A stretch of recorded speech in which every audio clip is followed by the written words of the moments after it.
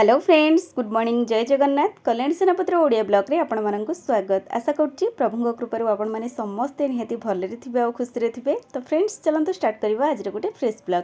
आज भिडियोटी बहुत सुंदर हबार अच्छी कहीं वीडियो माध्यम बहुत किसी छोट छोट टिप्स रही किंतु जहाँ आपण मानकर बहुत बड़ बड़ समस्यार समाधान कर आहरी छोट छोट टिप्स को जब आपण मैंने डेली लाइफ रे अप्लाई करूँ किचन रे हो घरे हो काम करने बहुत सहज हम आपण मानकर बहुमूल्य समय और सहित पैसा सेव करेंगे। तेणु आपण मानक से गोटे रिक्वेस्ट वीडियो को आपने बिल्कुल भी स्किप करूँ ना ना एमती सब दरकारी टिप्स को मिस करेंगे। तेज चलते लेट नक सेमती किसी नुआ नुआ टिप्स को नहीं देखने आज सुंदर वीडियोटी को।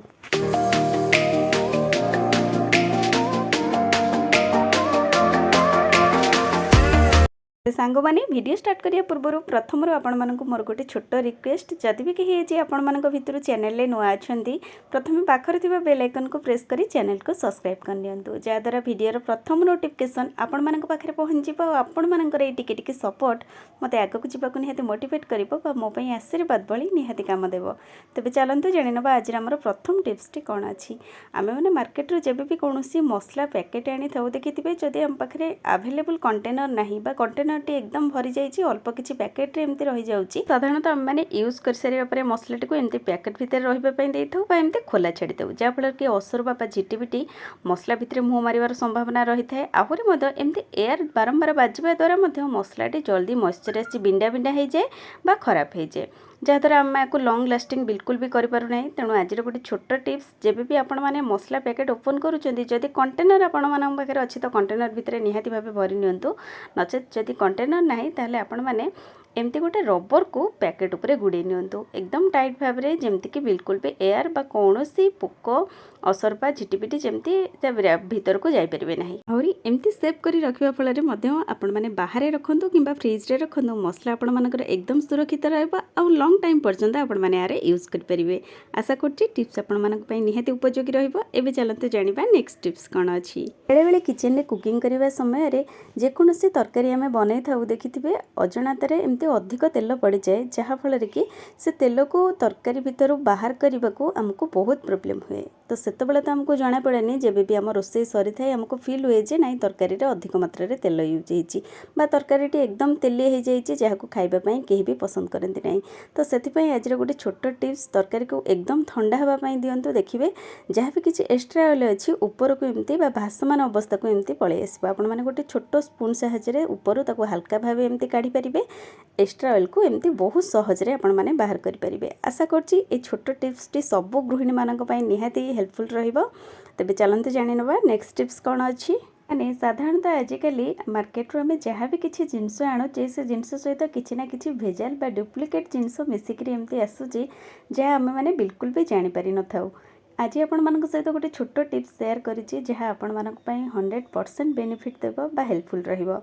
आमे माने मार्केट रू जब भी गोलमरिच आनी थाउ देखिथिबे गोलमरिचटी एकदम टाण रही थाए। तो आपण माने नेक्स्ट टाइम जब भी आणुचंती चेक करी आणंतु कारण गोलमरिच रे एमती किछि भेजाल मंजी मिसा जाउची जहाँ कि अमृतभंडा बा पपैयार मंजी।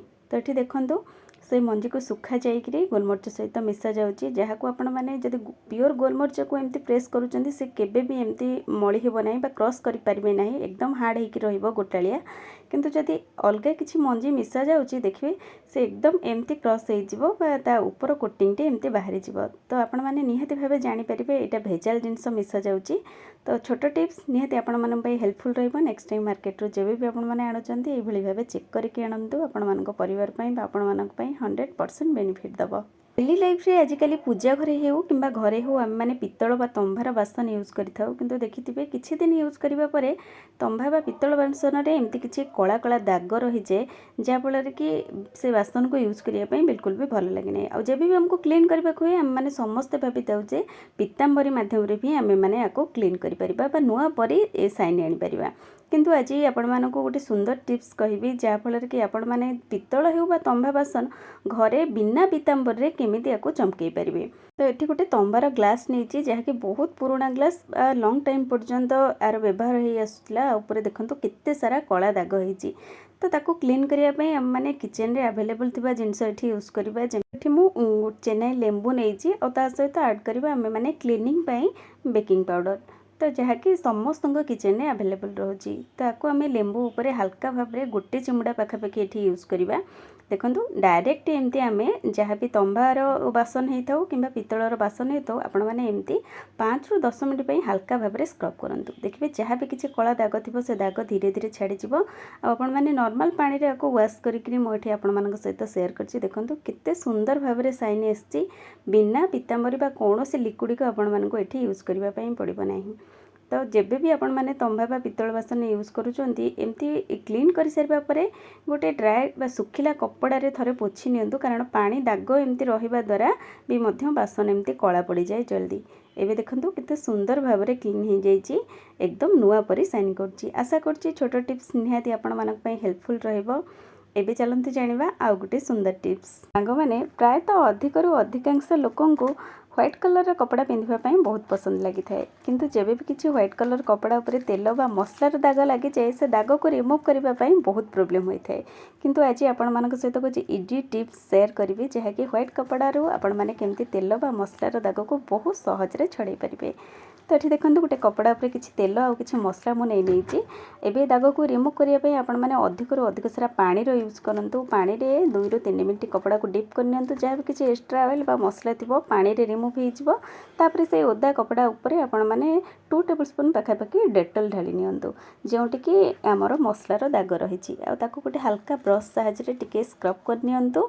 देखिए एमती 2 मिनट करबा परे जहाँ भी किसी येलो कलर दाग रही से दाग धीरे धीरे रिमूव हो कपड़ा उपरे पुणी थे व्हाइट कलर साइन आने आपण मैंने टूथपेस्ट यूज करूँ। कोलगेट टूथपेस्ट बहुत बेटर रिजल्ट दब आपण मानू। ये देखो मुझे हाफ टेबल स्पून पाखापाखि कोलगेट टूथपेस्ट नहीं जो जगह ऑयल बा मसला दाग थिला तार ऊपर दे आपण मैंने एमती 2 ରୁ 3 मिनट स्क्रब करने और नॉर्मल पानी रे जेमती आमे कपड़ा वाश करूँ सेमती 2-3 थर वाश कर सारा पर देखो संपूर्ण भाव आपण मान कपड़ा ऊपर तेल बा मसलार दाग रिमूव हो जाइए। कपड़ा आपण मानकर एकदम नुआ परी साइन कर। तो यहाँ सब गृहिणी मानक निहाती इजी टिप्स रहा। मैंने जेबे भी व्हाइट कलर किसी कपड़ा पिंधुंट जदि एमती किसी खाଇବା बा मसलार दाग लगी जाऊँगी टिप्स को अप्लाई करी आपण माने बहुत सहजरे से दाग को रिमूव करेंगे। तेज चलते एवं जान ना आउ गोटे दरकारी टिप्स।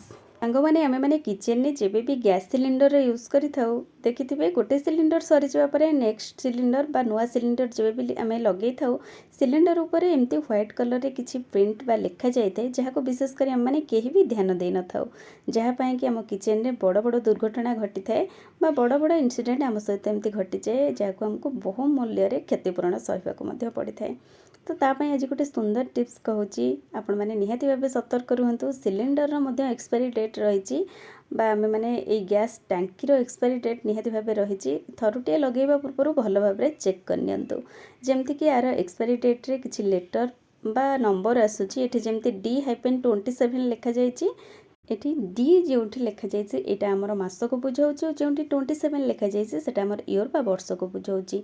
आ प्रत्येक लेटर रे आमर 3टी लिखे मास आसमती कि ए रे जनवरी फेब्रुआरी मार्च, बी रे एप्रिल मे जून, डी रे जुलाई अगस्त सेप्टेम्बर और डी रे अक्टोबर नवेम्बर डिसेम्बर, जमती कि आमर पूरा मासटी कंप्लीट है। तो ये देखो जेहेतु D-27 अच्छी 2027 मसीहार डिसेम्बर मास पर्यंत आम मैंने ये टांकीटी को यूज करें कि आम किचन प्रति आम प्रति विपद ना। तो आपण मैंने निहाती भाव ये टिप्स को अप्लाई करूँ और आपण मान लाइफ को मध्य सेफ रखु।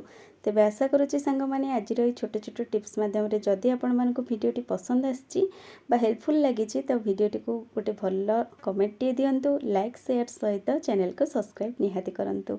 आहरी मध्य आपण मानकर बहुमूल्य समय दे भिडियोटी को फास्ट रु लास्ट पर्यंत देखिथिबारु आपण मानक मध्य अशेष अशेष धन्यवाद।